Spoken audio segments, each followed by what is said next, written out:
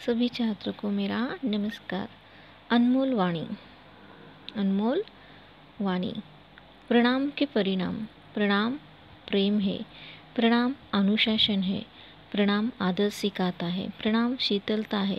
प्रणाम से सुविचार आते हैं। प्रणाम झुकना सिखाता है। प्रणाम क्रोध मिटाता है। प्रणाम आंसू धो देता है। प्रणाम अहंकार मिटा देता है। तो प्रणाम में कितनी ताकत है, देखिए ना आपने। प्रणाम हमें क्या क्या सिखाता है। तो प्रणाम हमारी संस्कृति और सभ्यता है। सभी को मेरा प्रणाम। तो आगे बढ़ते हैं हम अपने पढ़ाई के लिए। तो हमने कल क्या देखा था?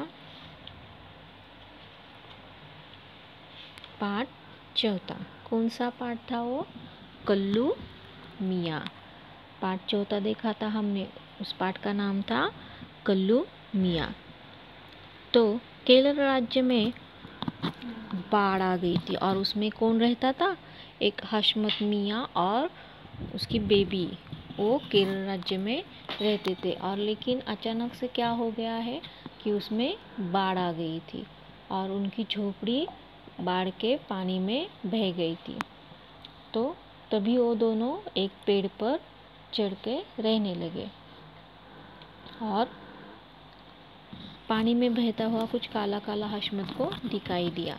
और जब वो पेड़ को आकर लपेटता है, उसके तन को लपेटता है, तब वो छोटा सा हाथी का बच्चा था जो वहाँ आकर रुक गया।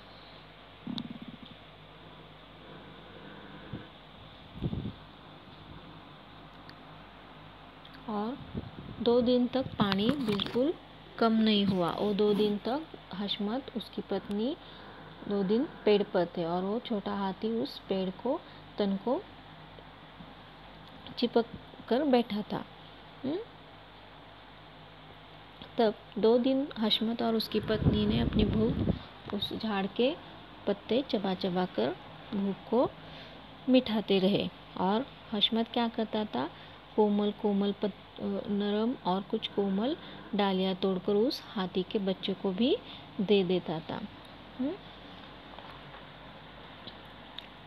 तो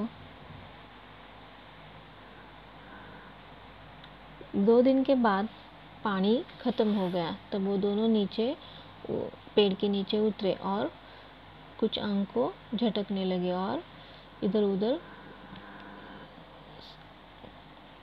उन्होंने देखा और सूखी ज़मीन पर जाकर ठहर गए और उन्होंने अपनी झोपड़ी बनानी शुरू की। तब वो जब अपने जा रहे थे, तब वो हाथी भी उनके पीछे, हाथी का बच्चा भी उनके पीछे आ गया। वो घर जाने के लिए कहता है हशमत, फिर भी वो घर नहीं गया था। बाद में उनकी गृहस्थी बढ़ने लगी। किसकी? हशमत और उसकी बेबी की, यानी कि सलीमा की, है ना। और उनको बच्चे भी हो गए और सारा गांव अच्छा खासा बस गया। खेती बाड़ी होने लगी और सब ने ऊंची जगह अपने घर बना दिए थे। और इसी तरह से हशमत और वो छोटा सा कल्लू, यानी कि हाथी का बच्चा भी अब बड़ा होने लगा था। गांव के बच्चे उसको गुड़ चावल केले लेकर आते थे। लेकिन वो सलीमा, यानी कि हशमत की बेबी, उसको नहीं देती थी। वो अपने बच्चों के लिए रखती थी और उसे कुछ रूखा सूखा देती थी। एक दिन हशमत मियाँ बीमार पड़ गए। तब हाथी को भूख लगी थी। तब वो अपने कल्लू हशमत को बहुत प्यार करता था। वो हशमत के कटिया के पास जाता है और उसे बोलता है, यानी कि बताने का प्रयास करता है, चिंगारता है जोर से। और जब वो हशमत को पता चलता है कि उसे भूख लगी है, तब वो उठता है और चलने का प्रयास करता है, लेकिन वो गिरता है क्योंकि वो बीमार था। तब हाथी उसे सूंड से उतारकर अपने माथे पर बैठता है और लेकर जाता है। अब इसके आगे हम देखते हैं क्या हुआ। तो आप क्या करेंगे? हिंदी की किताब निकालेंगे और पेज नंबर 31 निकालेंगे। तो आप सबको पेज नंबर 31 यानी कि 31 ओपन करना है।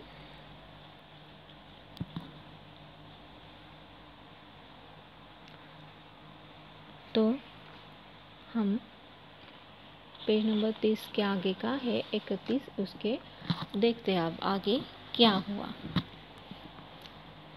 आगे एक गांव पड़ा।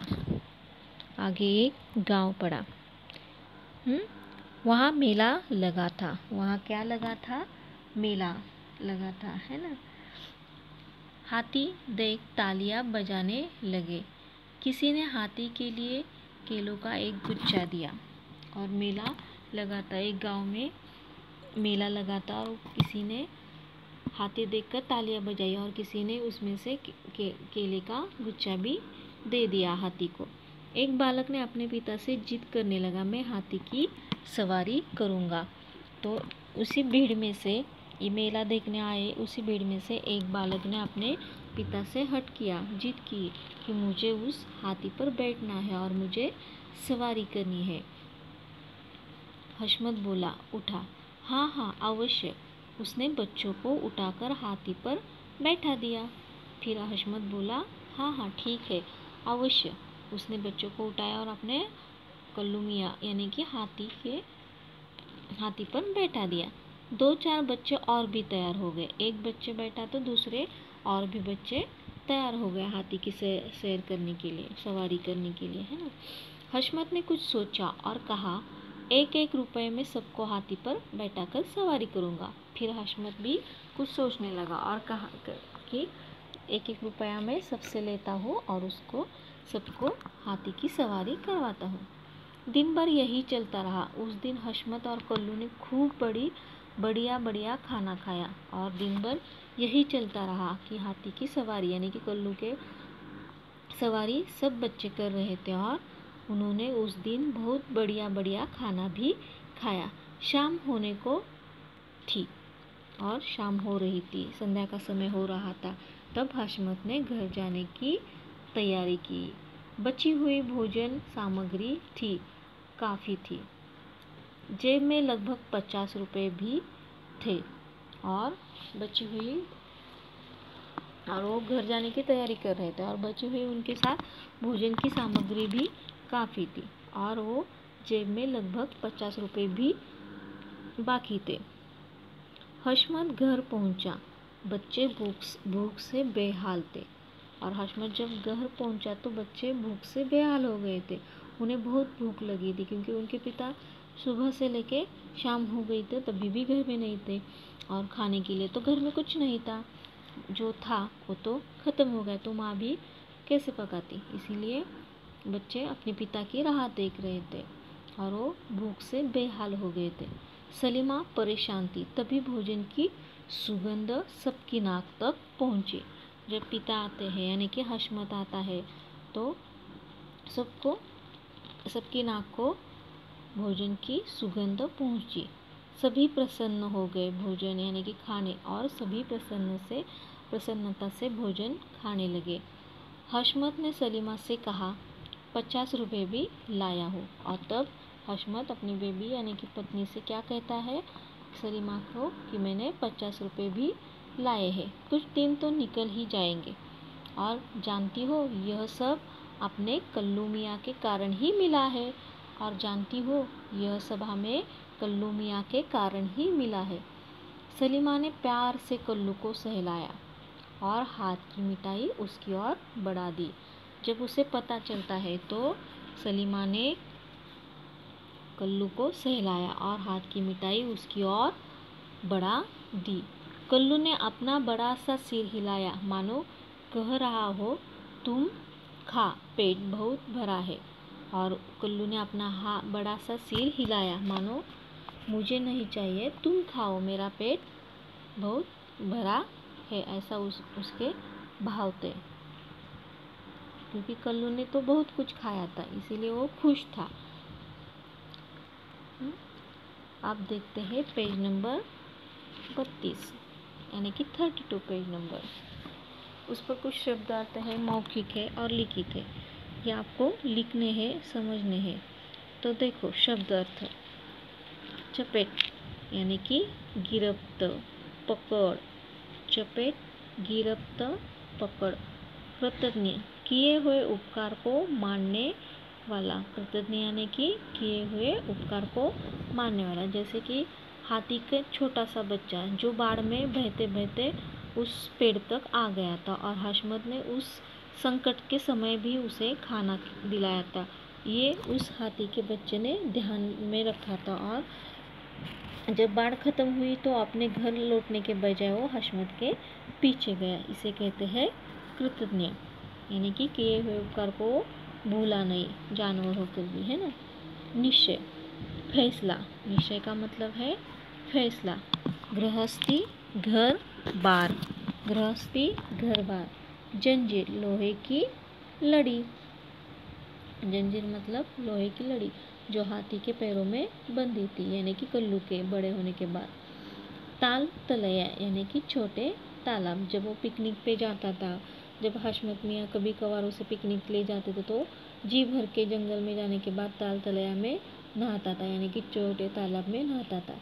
मस्तक यानी कि माथा।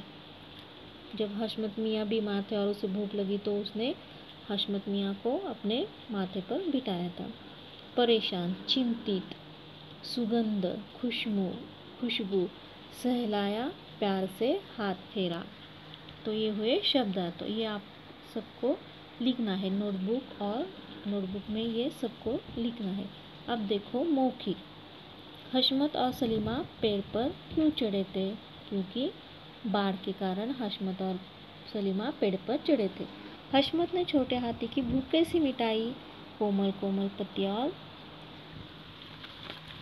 पेड़ में नरम पत्तियां और कोमल डालियां देकर उसने हाथी की भूख मिटाई। कल्लू अपने घर क्यों नहीं गया? क्योंकि वो उसे बाढ़ में हशमत ने मदद की थी, इसीलिए वो अपने घर नहीं गया, हशमत के साथ ही गया। हशमत की झोपड़ी बनाने में कल्लू ने क्या मदद की? हशमत की झोपड़ी बनाने में कल्लू ने इधर उधर से अपनी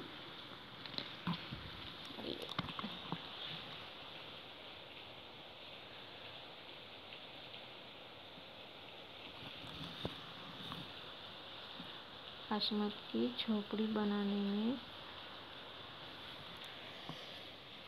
कल्लू ने बहुत मदद की। इधर से भारी भारी लकड़ियाँ ले आता और सूंड से मिट्टी की दीवार सीधी कर दी, है ना। तो अब देखते हैं लिखित। मौखिक भी आपको नोटबुक में लिखने और लिखित भी लिखने और शब्दार्थ भी। तो देखो मौखिक। वर्षा का केरल राज्य पर क्या प्रभाव पड़ा? पूरा केरल राज्य बाढ़ की चपेट में था और चारों तरफ पानी ही पानी था। ये प्रभाव पड़ा वर्षा का केरल राज्य पर। हशमत को कैसे पता चला कि पेड़ के नीचे कोई है? पेड़ हिल रहा था, इस वजह से उसे पता चला कि पेड़ के नीचे कोई है। हशमत ने भूख मिटाने के लिए क्या किया? पेड़ के पत्ते खाए, यानी कि चबाए।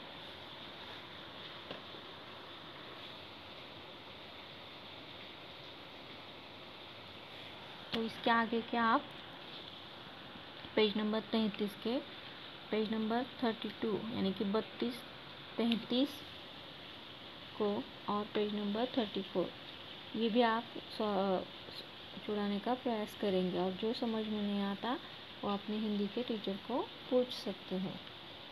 तो आपको आज तक का सारा होमवर्क कंप्लीट करना है। और सबसे पहले इस कविता पर आपकी टेस्ट होने वाली है। तो आपको तैयारी करनी है। तो फिर मिलते हैं अगले वीडियो में। तब तक के लिए अलविदा, धन्यवाद।